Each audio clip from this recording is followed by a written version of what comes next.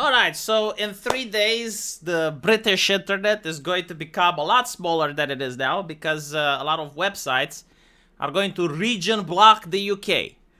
This is due to the Online Safety Act. And as you can see here on Wikipedia, which is one of the websites that may be affected by this act, by the way, they're very upset about it, are pointing out that the Human Rights Commission is pointing out that the International Human Rights Organization, Article 19, stated that they saw the Online Safety Act as a potential threat to human rights, describing it as an extremely complex and incoherent piece of legislation. The Open Rights Group described the Online Safety Bill as a censor's charter. During an interview with the BBC, the Vice President for Global Advocacy at the Wikimedia Foundation criticized the Online Safety Act, saying that the threat of harsh new criminal penalties for tech bosses would affect not only big corporations, but also public interest websites such as Wikipedia.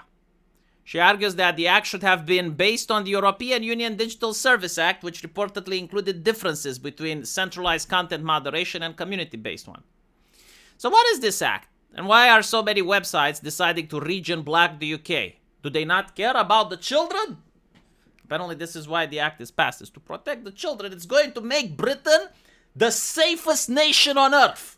I'm pretty sure that a lot of Americans that are in blue states, worried about their children, are considering now to moving to Britain for the safety of their child. I mean, the British government can provide more safety than any planet on earth. So, what does the act say? Well, it's designed to protect children and adults online. See, like up until now, you were in danger. But once this act passes, you will be safe. It gives the Secretary of State the power, subject to preliminary approval, to designate and suppress or record a wide range of online content that is illegal or deemed harmful to children. So in other words, like talk against mass immigration. Well, that could be deemed harmful to children. Depends how the government flags and what do they flag, right? So if that is now content deemed harmful, like let's say a website, the Gab AI can be considered harmful to children. You need to show ID. You need to scan your face. You need to show who you are, which makes people more likely to self-censor in online conversations, which makes the government more likely, or the websites, to just censor your ID. And then you can't make new accounts, right? So the act creates a new duty of care for online platforms, requiring them to take action against illegal content or legal content that could be considered harmful. Platforms failing this duty would be liable to fines or 10% of their annual turnover, whichever is higher. It also empowers Ofcom to block access to particular websites. It obliges large social media platforms not to remove and to preserve access to journalistic or democratically important content, such as user comments on political parties and issues. In other words, right, like if you did the speech of hate towards a politician, it's now etched in blood, right? They cannot remove it. It's there forever. The act requires platforms, including end-to-end encrypted messages, to scan for CP, despite warnings from experts that it is not possible to implement such a scanning mechanism without undermining users' privacy. So when your grandpa talks to your grandma, their conversation has to be scanned for CP. Like, how else can we know that they're not doing that, right? Like, normally in less civilized society, in barbaric societies, usually you would need at least a suspicion, right? Like, you usually treat people as innocent until proven guilty. And so you would look at average citizens as, well, innocent until, like, there's a suspicion. And if there's a suspicion and some credible evidence, then they go to a judge, they get a court order, right? Like, they do a subpoena, and then they look into what grandma and grandpa are talking about. But in Britain, no.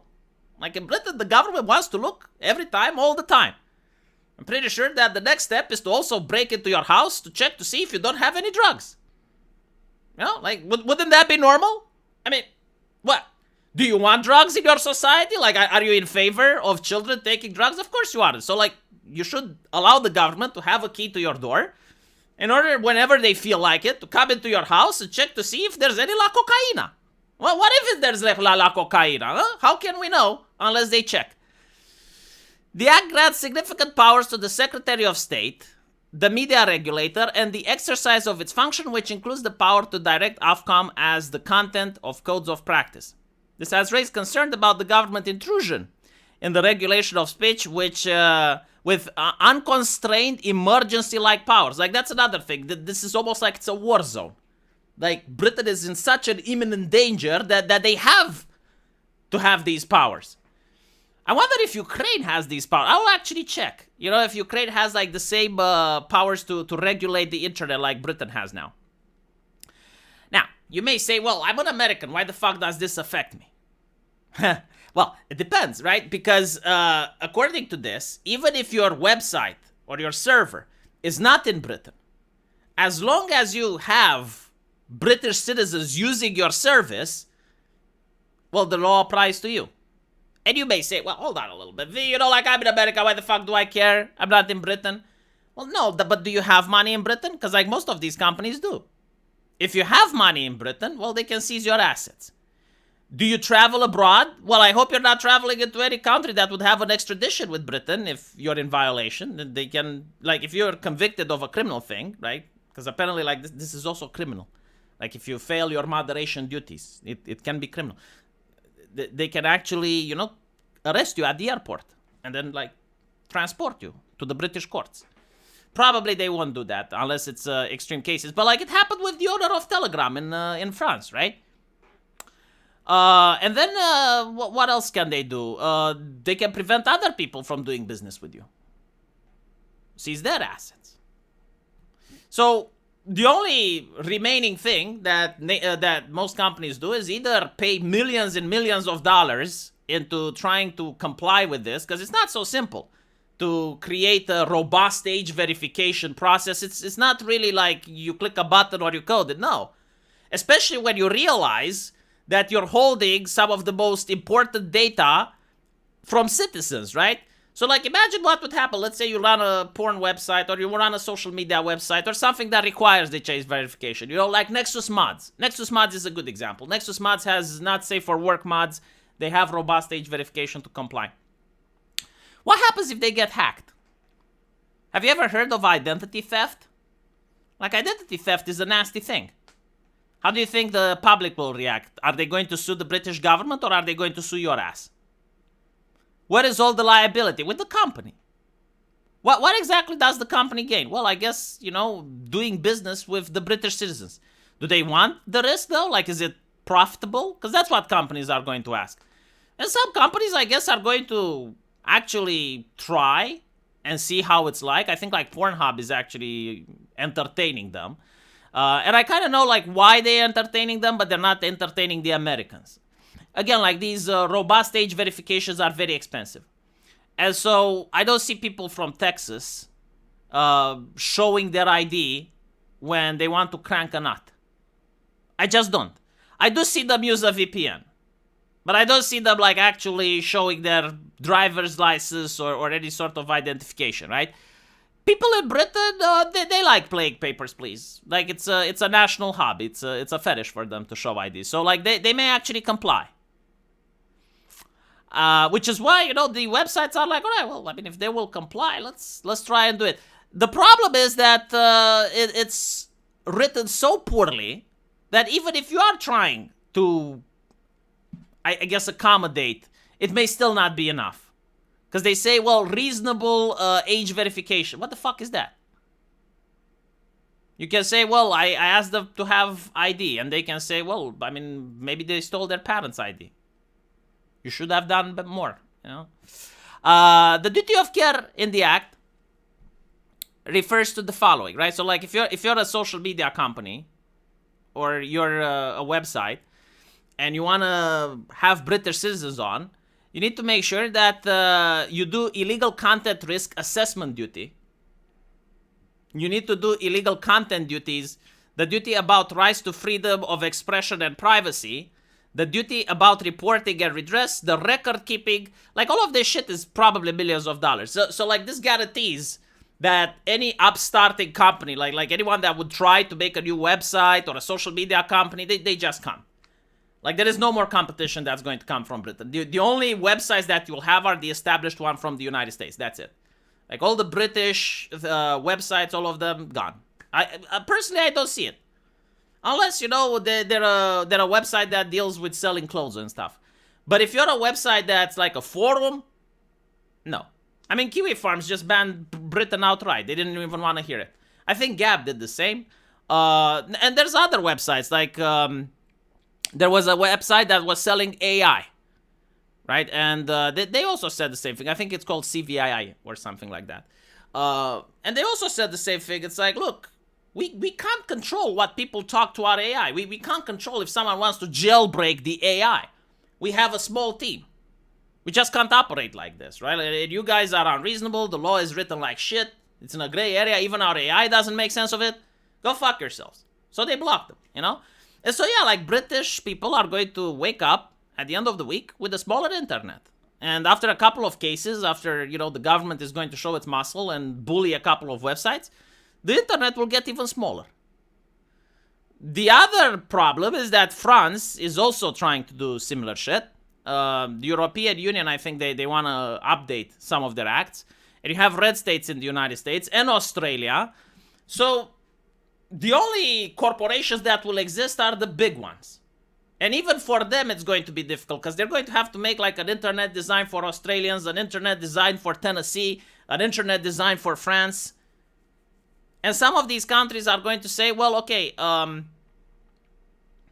if a kid accesses Twitter and he lies about his age, Twitter is liable. So Twitter will probably go, okay, we're region blocking Britain.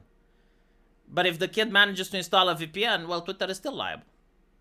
A kid accessed a British citizen accessed your website with a VPN. It's like, well, yeah, but it is your problem.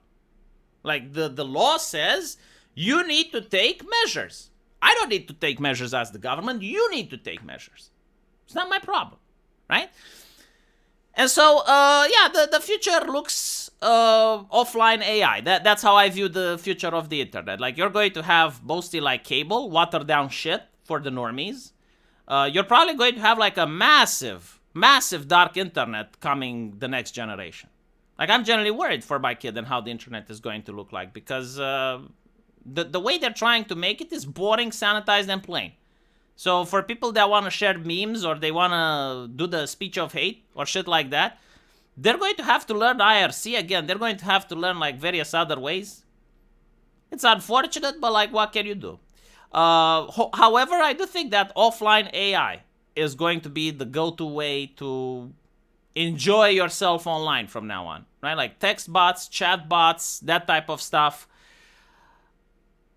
If worse comes to worse, people are going to go back to pen and paper. I mean, that's also an option. Jesus. Yeah, I don't know what they were thinking. Look, I understand. I'm not completely unreasonable. Like, I understand that there needs to be some safety. Like have devices that are for kids only or have certain apps that parents can use and put it on their kids' phones. Like, okay. But trashing the internet for everyone.